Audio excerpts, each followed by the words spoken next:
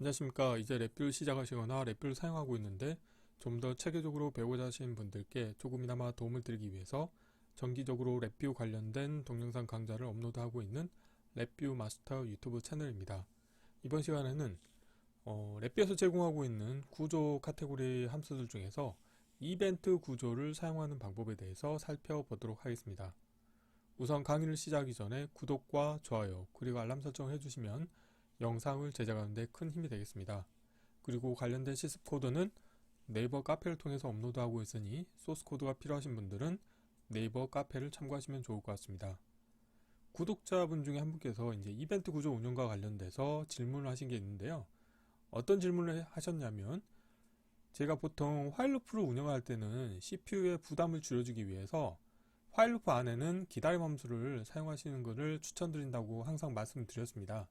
그런데 화일 루프 안에 이벤트 구조를 사용하고 있는 경우에는 제가 별도로 기다림 함수를 사용하지 않고 있는데요. 그래서 이벤트 구조를 사용하는 화일 루프 안에서도 기다림 함수를 사용하는 게 좋지 않겠냐, 이런 질문을 하셨습니다. 그래서 이벤트 구조가 어떤 식으로 동작하는지에 대해서 오늘 간단하게 좀 살펴볼 텐데요. 우선 이벤트 구조가 있는 위치는 블록 다이어그램의 함수 팔레트에서 프로그래밍 카테고리 아래에 구조라고 하는 카테고리가 있고, 그 아래에 보시게 되면은 다양한 구조가 있는데 그 중에 이제 이벤트 구조라고 하는 것을 이제 살펴보면은 도움말 보시게 되면은 이벤트 발생 시까지 기다린 후에 적절한 케이스를 실행을 하여 해당 이벤트를 처리하는 구조를 말합니다. 이벤트 구조는 한 개 이상의 서브 다이어그램, 즉 이벤트 케이스를 가지며 이벤트 처리를 위해 구조가 실행이 되면 그 중 하나만 실행이 되는 형태입니다. 이 구조는 이벤트 알림을 기다리는 동안 타임아웃을 설정하실 수가 있는데, 이벤트 구조의 왼쪽 위, 즉 여기가 되겠죠. 그래서 왼쪽 위 타임아웃 터미널에 값을 연결을 하여 이벤트 구조가 이벤트를 기다리는 시간을 미리세크 단위로 지정을 할 수가 있습니다. 기본값은 -1이기 때문에 -1인 경우에는 타임아웃에 걸리지 않는 동작을 합니다. 그래서 결국 이런 특성을 가지고 있기 때문에 제가 화일 루프 안에서 이벤트 구조를 사용했을 때 디폴트로는 이벤트 타임아웃을 제가 설정을 하지 않기 때문에 그런 경우에는 이벤트가 발생을 할 때까지 계속 기다리고 있습니다. 그렇기 때문에 화일 루프가 주기적으로 폴링을 하지 않기 때문에 CPU에 부담을 주지 않죠. 그렇기 때문에 제가 이벤트 구조를 사용할 때는 별도로 화일 루프 안에 기다림 함수를 사용하지 않고 있습니다. 이와 관련돼서는 실습을 통해서 간단하게 정말로 만약에 타임아웃을 내가 설정할 경우에 주기적으로 폴링을 하는지에 대해서 한번 체크를 해보도록 할 텐데요. 오늘 실습할 내용은 아주 간단합니다. 자, 프론트 패널의 사용자 인터페이스 같은 경우는 이제 클러스터 형태로 불리형 컨트롤이 3개가 있습니다. 그래서 버튼 1, 버튼 2, 버튼 3, 이 3개를 원소로 갖고 있는 하나의 클러스터가 있겠는데요. 이전 같은 경우는 이 불리한 컨트롤을 사용할 때는 항상 또 기계적 동작 특성을 주의 깊게 살피셔야 되는데, 지금 이번 실습 같은 경우는 기계적 동작 특성을 제가 스위치 형태로 운영할 겁니다. 스위치 형태로 운영하게 되면은 어느 한순간에 참 또는 거짓 값을 유지하게 되는 동작을 하게 되겠는데요. 그래서 현재 어떤 버튼이 클릭이 됐는지를 직관적으로 확인할 수 있도록 하기 위해서 불리형 컨트롤의 기계적 동작을 스위치로 운영할 겁니다. 그래서 3개의 버튼이 있어서, 그리고 이벤트 타임아웃이라고 하는 숫자형 입력 컨트롤이 있는데, 이거는 이벤트 구조의 왼쪽 상단에 있는 타임아웃을 프로그램적으로 설정할 수 있도록 입력 컨트롤이 있습니다. 그래서 이 관련된 값이 -1인 경우에는 이벤트가 발생을 할 때까지 무한정 대기하는 동작으로 수행을 하겠고요. 그리고 실질적으로 이벤트 타임아웃 값에 따라서 이 화일 루프가 어떤 식으로 동작하는지를 모니터링하기 위해서 화일 루프의 루프 반복 터미널 값에 인디케이터를 하나 만들도록 하겠습니다. 그리고 이 VI를 정지하기 위한 정지 버튼을 별도로 운영할 텐데요. 그래서 이벤트를 3개의 이벤트를 등록을 할 겁니다. 우선 이 클러스터 입력 컨트롤 중에서 버튼 1의 값이 변경이 됐을 때 이벤트, 그 다음에 버튼 2의 값이 변경이 됐을 때, 버튼 3의 값이 변경이 됐을 때 이벤트를 처리할 텐데요. 이벤트를 어떻게 할 거냐면은 이전 컨디션에 상관이 없이, 예를 들어서 버튼 1을 클릭을 하시게 되면은 버튼 2와 버튼 3 값은 거짓으로 설정을 해줍니다. 물론 버튼 1 같은 경우는 클릭을 했기 때문에 참값으로 업데이트가 되겠죠. 그래서 여기에서는 새 값을 버튼 1에 입력으로 인가를 하게 했는데 굳이 이렇게 안 하시고 버튼 1 값을 참으로 설정하셔도 상관이 없습니다. 실습을 진행할 때는 버튼 1 값을 참으로 하드코딩을 하도록 하겠고요. 버튼 2 같은 경우는 버튼 2를 뺀 나머지 두 개의 버튼은 거짓으로 설정해 주시면 되겠죠. 그리고 버튼 3 같은 경우는 버튼 1과 2를 거짓으로 설정을 해주시면 되겠습니다. 그래서 코드는 아주 간단한데요. 그리고 VI가 실행이 될 때는 이 버튼에 대한 불리한 값은 전부 다 거짓으로 설정을 한 상태에서 시작을 하도록 할 텐데, 이 이벤트 구조를 사용하실 때 만약에 내가 운영하는 어플리케이션 프로그램에서는 일정 주기 단위로 이벤트가 발생했는지 여부를 체크하고 싶다 그러신 경우에는 이벤트 타임아웃을 디폴트 -1이 아닌 내가 주기적으로 이벤트를 모니터링 하고자 하는 그 시간을 미리세컨 단위로 입력을 해주시면 좋을 것 같습니다. 자, 이론은 이 정도로 마치겠고요. 간단하게 실습을 진행해 보도록 하겠습니다. 바탕화면에서 새로 만들기에 폴더에 이벤트 구조 사용하기라고 하겠고요. 자, 경로를 복사하신 다음에 랩뷰에서 새 VI에서 컨트롤 S를 누르시겠고요.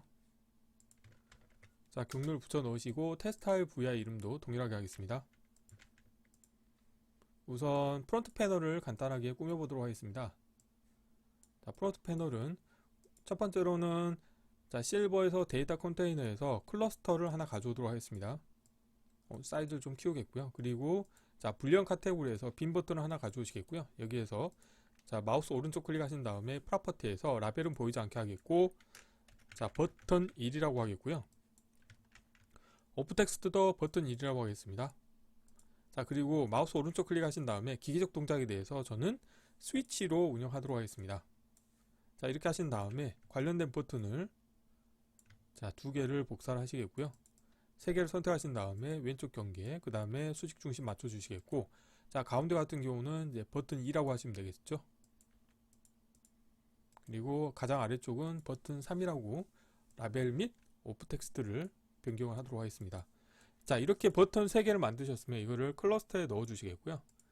클러스터에서 자동 크기 조정에서 크기에 맞게 조정을 하시겠고요. 라벨은 보이지 않도록 하겠는데, 프로퍼티에서 라벨은 그냥 버튼이라고 하겠습니다. 그리고 정지 버튼도 하나 가져오시겠고요. 라벨은 보이지 않도록 하겠습니다. 이 상태에서 블록 다이그램 코드를 구현해 보도록 하겠습니다. 블록 다이그램에서는 간단하게 화일 루프 안에 이벤트 구조가 들어있는 일반 디자인 패턴으로 운영하시면 되겠는데요. 우선 화일 루프를 하나 불러오시겠고요. 화일 루프 안에 이벤트 구조를 하나 만들도록 하겠습니다.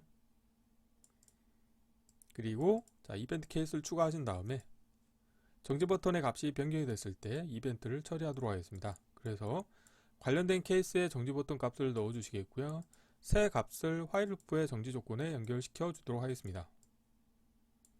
연결되지 않는 입력 터미널의 값을 설정을 해 주시겠고요. 여기에서 이제 어떻게 할 거냐면 이벤트를 등록을 할 텐데, 이벤트 케이스를 추가하신 다음에 여기에서 각 버튼별로 이벤트를 별도로 등록하도록 하겠습니다. 그래서 버튼 1의 값이 변경이 됐을 때 이벤트를 처리할 텐데요. 이때는 어떻게 할 거냐면 관련된 케이스에 버튼을 넣어 주시겠고요. 이 버튼에 대해서 생성의 프로퍼티 노드의 값을 하나 만들도록 하겠습니다. 그리고 쓰기로 변경하신 다음에 여기에서 값을 이론에는 이름으로 묶기 함수를 사용했는데 굳이 그렇게 안 하고요. 그냥 바로 이렇게 해도 됩니다. 지금 도움말 보시게 되면은 버튼 1, 2, 3이라고 순서도 나와 있죠. 그래서 버튼 1을 클릭하시게 되면은 버튼 1 값을 참으로 해주시면 되겠고요. 이걸 복사하신 다음에 이벤트 케이스를 추가하시고 버튼 2 값이 변경이 됐을 때 그때도 마찬가지로 이때는 가운데 상수값이 참이 돼야 되겠죠. 그리고 버튼 3에 대해서 값이 변경이 됐을 때는 맨 아래쪽 불리한 상수값이 참이 되면 되겠죠. 이렇게 하시게 되면은 이벤트 등록이 다 이제 끝났고요. 이 상태에서 이벤트 구조에서 이제 궁금한 거는 이 위쪽에 보면은 타임아웃을 설정할 수가 있습니다. 이벤트 타임아웃을 설정할 수가 있는데, 자, 상수를 만드시게 되면은 디폴트 값이 -1이거든요. 그런데 이거를 제가 컨트롤로 바꾸신 다음에, 자, 라벨을 이벤트 타임아웃이라고 제가 설정하겠고요. 단위는 미리세크 단위로 인가를 해주셔야 됩니다. 그래서 사이즈 살짝 키우겠고요. 그리고 이 이벤트 타임아웃에 따라서 이 루프가 실질적으로 폴링을 하는지 여부를 체크하기 위해서 루프 반복 터미널에 자 인디케이터를 하나 만드시겠고요. 카운트라고 하겠습니다. 그래서 자, 두 개를 선택하신 다음에 자, 자리 맞춤을 가운데로 하겠습니다. 자, 이렇게 해주시겠고요. 그리고 자, 시작을 할 때는 이 버튼의 모든 값을 거짓으로 설정해 주도록 하겠습니다. 자, 이렇게 하시게 되면 이제 코드가 다 완성이 됐고요. 필요 없는 것들은 보이지 않도록 하겠습니다.